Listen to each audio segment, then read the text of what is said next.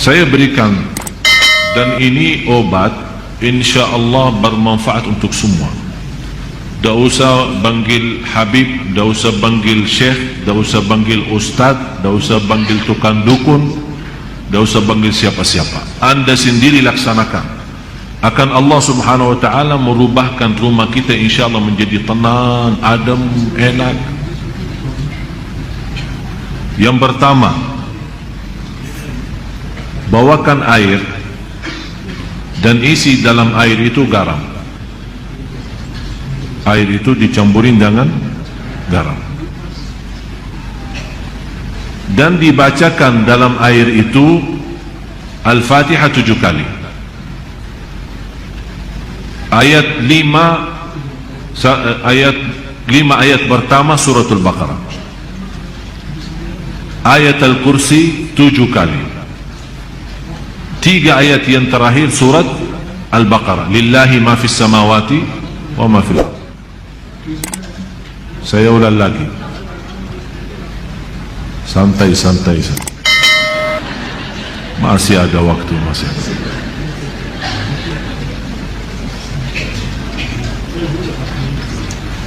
Air isi dengan garam dan dibacakan dalam air Al-Fatihah 7 kali. Yang kedua, 5 ayat pertama 1 kali, dari Alif Lam Mim sampai wa ulaika hum al-muflihun, 5 ayat. Yang ketiga, 7 kali ayat Al-Kursi. Yang keempat, 3 ayat yang terakhir suratul Baqarah, lillahi ma fis samawati wa ma fil ardh wa in tubdu ma fi anfusikum, sampai selesai. Yang keempat, 3 ayat yang terakhir suratul Baqarah, 284, 285, 286. Kemudian qul huwallahu ahad 3 kali, qul a'udzu birabbil falaq 3 kali, qul a'udzu birabbin nas 3 kali.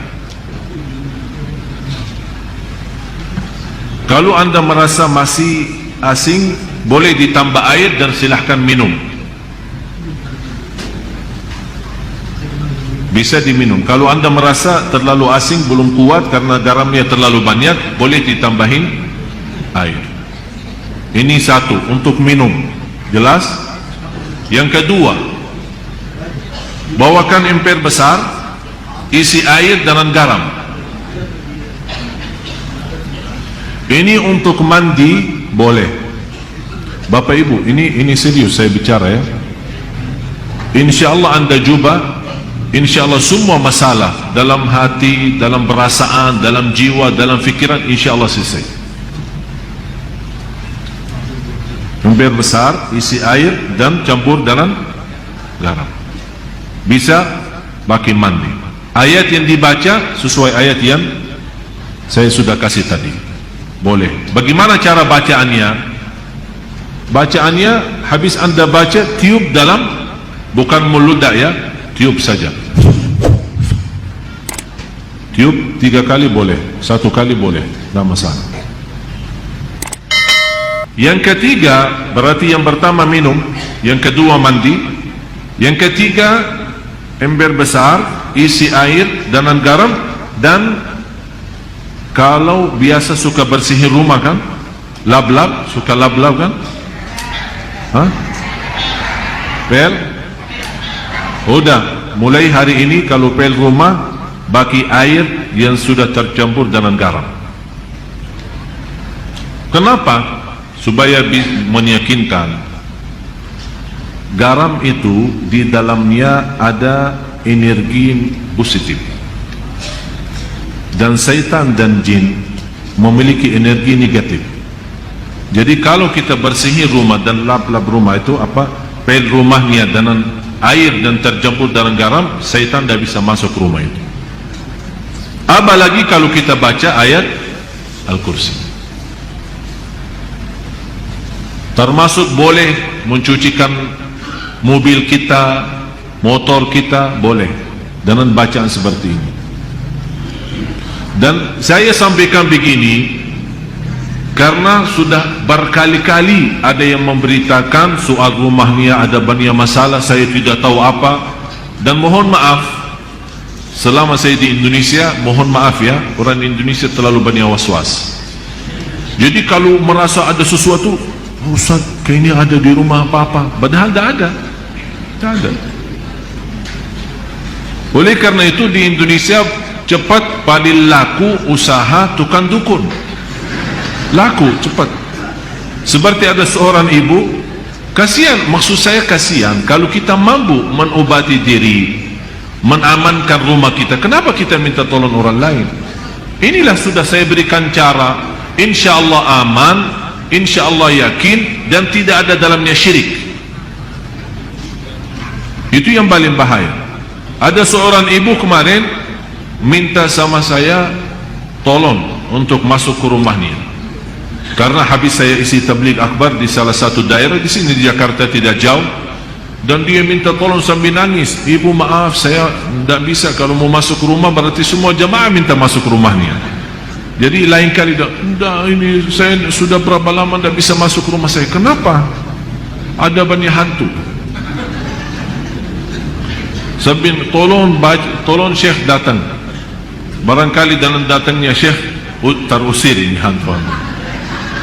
Ini juga masalah sebenarnya. Ucapan hal seperti ini, memiliki keyakinan kalau seorang syekh datang hantu bisa terusir, itu sudah punya fikiran salah. Cuma sekarang ini bagaimana saya mengobati masalah ibu ini? Saya terima, saya datang. Terus ibu apa cerita rumah ini? Ceritanya saya pernah didatangi seorang kiai, katanya tapi begitu dia masuk ke rumah, dia langsung berkata, Bu, di rumah kamu ada banyak hantu. Mulai dari situ saya takut. Jadi saya minta tolong para kiai lain, tidak ada yang mau datang ke rumah saya. Malah saya bertambah takut. Akhirnya ada seorang dukun yang mau bantu, tapi dengan syarat dia mau membacakan apa, saya tidak tahu mau baca apa. Setiap satu ekor jin keluar 250. Setuju ibu itu? Oh, boleh, tapi saya cuma ada 500. Udah, saya bantulah, saya masuk dulu, saya mau lihat berapa ekor ada. Masuk tukang ini apa namanya, dukun itu, habis baca-baca apa, alhamdulillah ibu tidak banyak, cuma 5 aja saja. Jadi saya baca-baca keluarin 2 karena ibu mampu bayar 500. Kalau nanti ibu sudah sanggup lunasin lagi, nanti saya datang lagi usir yang tersisa. Dan kasihan ibu percaya. Sambil sekarang dah mau masuk ke rumahnya, sambil saya ketemu dan disuruh saya masuk. Jadi ibu sekarang yang tersisa cuma 3 ya, karena katanya 5 kan, yang terusir 2, tinggal 3. Terus ibu mau bayar ke saya berapa? Tidak apa-apa, saya ikhlasin, tapi yang penting bantulah. Udah begini aja, saya masuk, ibu tunggu di luar. Kalau dengar suara saya berteriak, berarti saya lagi berantem sama mereka. Terus saya masuk. Begitu saya masuk ke rumah, saya panggil ibu, sini. Baru masuk ya, saya jujur saja tidak lihat apa-apa. Bu, saya sudah periksa rumahnya, aman. Begitu saya baca Al-Fatihah, kaget 3 jin itu keluar lari. Padahal tidak ada jin, tidak ada apa-apa. Terpaksa saya bohong supaya menghilangkan keyakinan dia yang sudah cukup parah, sudah lama. Alhamdulillah, baca 1 kali bu, sudah hilang semua.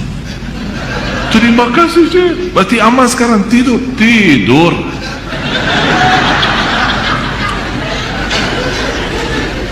Dan saya kasih obat itu, bagi garam terus yang lain-lain. Terus dia bawakan amplop, lumayan lah. Saya bilang, Bu, ini sedekahin ke masjid atau ke anak yatim, bukan ke saya. Itu bukan kerjaan saya. Sekali lagi ibu, jangan percaya dukun dan sihir. Yakini. Alhamdulillah, habis itu beliau rutin baca suratul Baqarah, dan alhamdulillah nyaman, enak. Malah sekarang rumahnya selalu ramai, pengunjung datang silaturahim banyak. Dan sebenarnya masalahnya cuma was-was. Tapi was-was 90%. Sejarah medis pun 90% sebabnya penyakit manusia adalah was-was.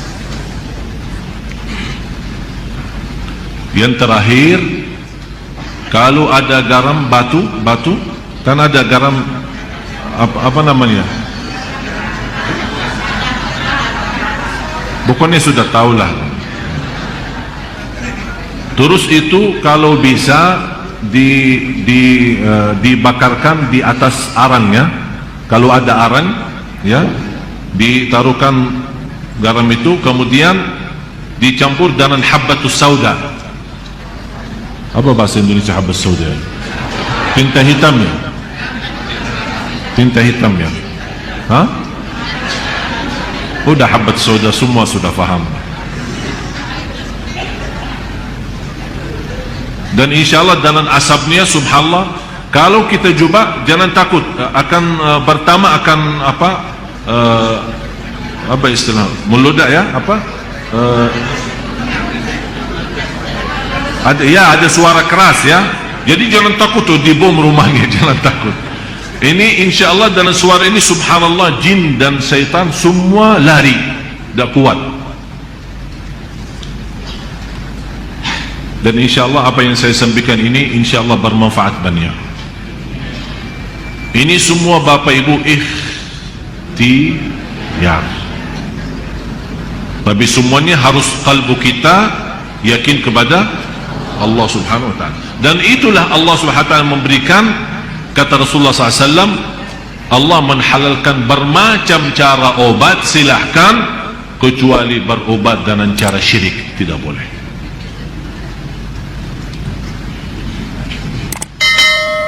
Mudah-mudahan Bapak Ibu berkenan mulai malam ini atau besok pagi, kalau lagi mau bersihin rumah, minta sama pembantunya, ya, rumahnya itu bagi air sama garam. InsyaAllah dijauhkan oleh Allah SWT dari godaan, dari penyakit, dari bahaya waswas, dari jiwa tidak tenang. InsyaAllah semua bisa diatasi.